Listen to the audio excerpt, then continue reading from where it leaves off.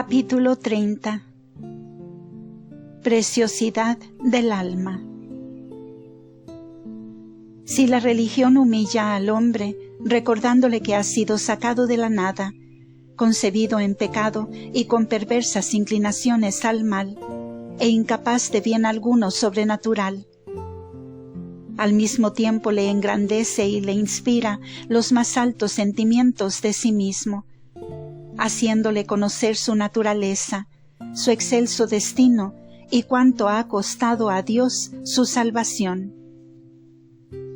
El alma humana por su naturaleza está dotada de la facultad de conocer a Dios y de la capacidad de amarle, su inteligencia.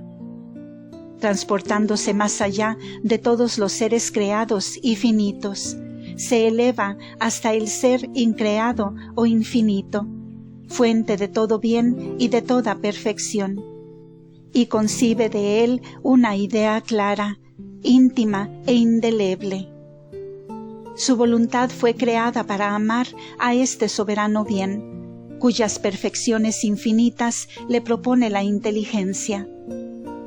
Y sus deseos, que no pueden verse satisfechos con la posesión de todo lo creado, pues se extienden más allá de los límites de la presente vida, son atraídos necesariamente hacia ese bien soberano, eterno e infinito, el único que puede labrar su entera felicidad.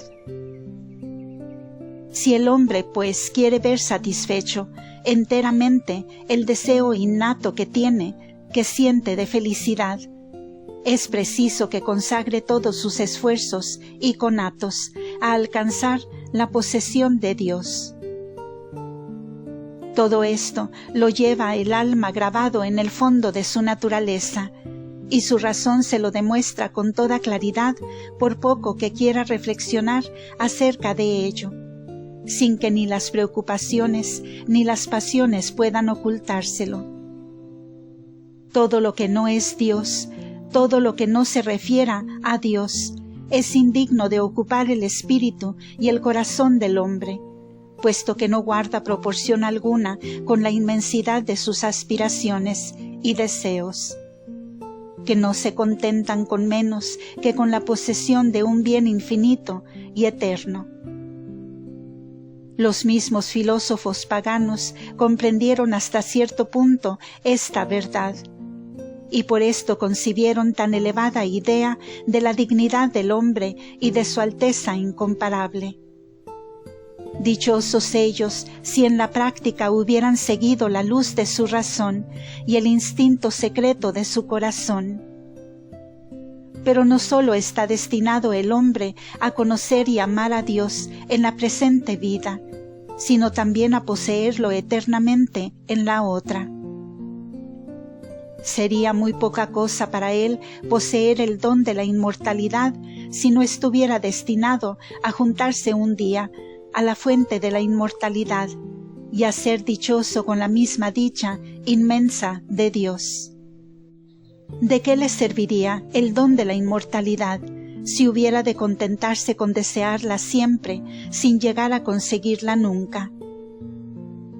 Esa natural aspiración, ese deseo constante, si no pudiera verlo satisfecho, le causaría un prolongado tormento. Tal es, pues, su último fin, el goce eterno de Dios. Sí, el hombre verá y contemplará a Dios en sí mismo, y esta vista y contemplación le llenará de una alegría inefable. La razón nos hace vislumbrar esta gran verdad, pero sola la revelación nos la presenta a plena luz y nos instruye con toda claridad acerca de la misma. Y como este es un beneficio excelentísimo que no era debido a nuestra naturaleza, no podíamos tener conocimiento de él sino por una declaración expresa de Dios. Y de aquí que no la hallemos consignada en los escritos de los más célebres sabios de la antigüedad pagana. Mas adviértase que esta posesión eterna de Dios no se promete al hombre de un modo absoluto y sin condición alguna, Preciso es que él la merezca por el buen uso de su libertad durante su corta permanencia en la tierra. Dios, por su parte, le ofrece y le da todo lo que necesita para alcanzarla. ¿Y en qué consiste ese buen uso de su libertad? En amar a Dios y servirle según la extensión de los conocimientos que le proporcionan de consumo la razón y la religión. En practicar cierto número de preceptos, cuya justicia la misma razón natural no puede menos de reconocer, hacia los cuales se siente inclinado todo corazón recto, y en cuya observancia el hombre encuentra acá abajo la paz y la felicidad. Cuán grande es el hombre, considerado desde este punto de vista. Cuán nobles son sus ideas, cuán elevados sus sentimientos, cuán puras sus acciones, cuán digno de la estima y amistad de Dios y de sus semejantes, cuanto él piensa, habla y obra en consonancia con este sublime destino, sin perderlo nunca de vista, ni ejecutar acto alguno interno ni externo que de él pueda desviarle.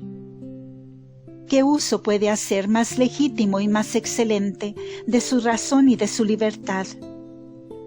Y al revés, cuán mezquino aparece, cuán insensato, cuán injusto y cruel contra sí mismo, cuando ciñendo todas sus ideas y afectos a esa vida fugitiva, a esa vida frágil, de la cual no puede disponer ni un solo momento, se abaja y envilece codiciando unos bienes que no pueden llenarle de manera alguna, sino que siempre dejan vacío y hambriento su corazón. Y con todo, para poseer y gozar de esos bienes miserables, el hombre pisotea muchas veces la ley de Dios, exponiéndose a perder los bienes eternos que la esperan. ¿Puede darse locura comparable a esta? ¿Puede llevarse más lejos la degradación de su ser?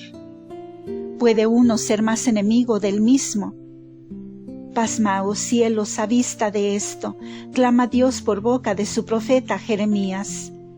Y vosotras, oh puertas celestiales, horrorizaos en extremo, en presencia de semejante maldad, porque dos maldades han cometido los hombres, creados a mi imagen y semejanza, destinados a ser ciudadanos de mi reino y a compartir mi gloria y felicidad.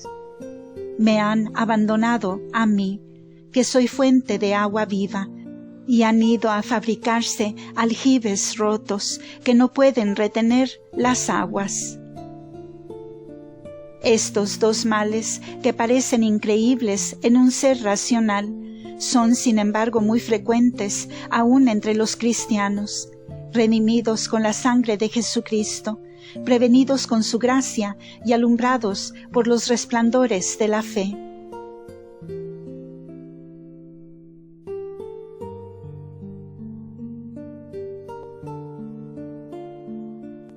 En todas las naciones civilizadas, en el corazón mismo de los países alumbrados por la revelación, la inmensa mayoría de los hombres viven olvidados enteramente de Dios.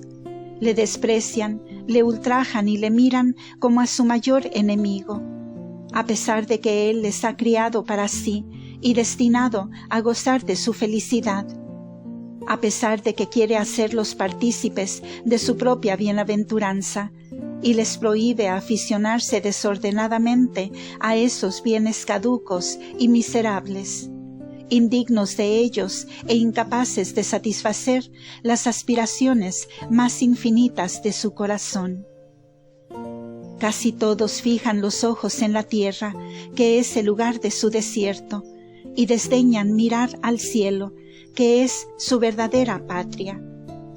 No desean la inmortalidad, sino es para poseer siempre los bienes de este mundo. Y no se consuelan ante la aterradora perspectiva de la muerte, sino con la esperanza de volver a la nada de donde salieron. Mas lo que pone el colmo a la grandeza del hombre y al desorden de su envilecimiento Es la consideración de lo que ha costado a Dios la salvación de su alma.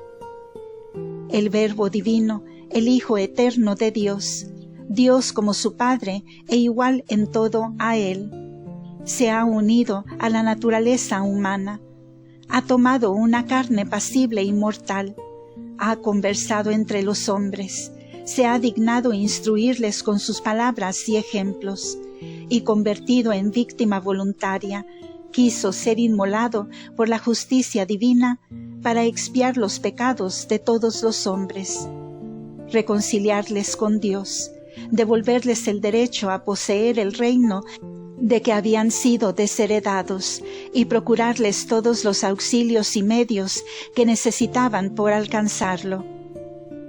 Lo que Jesucristo hizo y padeció por todos los hombres, en general, lo hubiera hecho y padecido por cada uno de ellos en particular, de tal suerte que no le hubiese parecido excesivo hacerlo por la salvación de uno solo. La salvación de un alma es, pues, el precio de la sangre de un Dios, el precio del mayor sacrificio que pudo hacer un Dios revestido de nuestra naturaleza. Esto es incomprensible, bien lo sé, y si este misterio no estuviera apoyado con todo el peso de las pruebas de la revelación, la razón humana no acertaría a darle fe. Mas siendo como es una verdad certísima que resplandece con meridiana evidencia moral, sin que lo pueda poner en duda ninguna inteligencia alumbrada por la revelación, ¿qué consecuencia deberemos sacar de ella? Que la dignidad y alteza del alma humana es realmente incomprensible a nuestra flaca razón, puesto que merece que por ella todo un Dios se abaje y anonade, que todo un Dios se sacrifique por salvarla y hacerla eternamente dichosa. ¿Cómo no concebir grande estima de aquello que el mismo Dios ha estimado en tanto? Y aunque para alcanzar nuestra salvación Dios nos exigiera un sacrificio igual al que se impuso Jesucristo a sí mismo voluntariamente, todavía debería parecernos nada comparado con la eterna bienaventuranza. ¿Qué prueba además este misterio? Prueba que si el cristiano, a pesar de creerlo, por satisfacer una miserable pasión, consciente en perder su alma para siempre, inutiliza para sí los sufrimientos, la muerte y el sacrificio de todo un Dios. Y no solo esto, sino que además los convierte en daño inmenso para su alma, y se fabrica un infierno 1000 veces más terrible y profundo que aquel de donde Jesucristo le ha sacado. Por lo que respecta a nosotros, que creemos firmemente lo que Dios nos ha revelado, aprendamos a la vista de Jesús crucificado cuánto vale nuestra alma. No la expongamos a perderse por nada de este mundo, ni la prostituyamos ante las criaturas.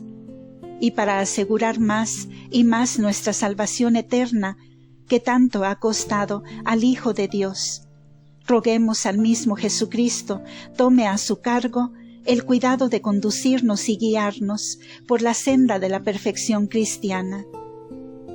Un tesoro tan inestimable correría hartos riesgos en nuestras manos. Confiémosle, pues, a este Dios Salvador, hagámosle dueño de nuestra libertad, de la que tan fácilmente podemos abusar, y cuyo abuso nos traería tan terribles consecuencias. Puestos enteramente en sus manos, sostenidos por su gracia, que jamás nos faltará, si no nos hacemos indignos de ella, nada tendremos que temer, puesto que Él nos ama con más ardiente amor del que nos profesamos a nosotros mismos, y tiene sumo interés en nuestra salvación, a fin de asegurar por este medio el precio de su sangre y de sus padecimientos, y hacernos felices por toda la eternidad. Continuará.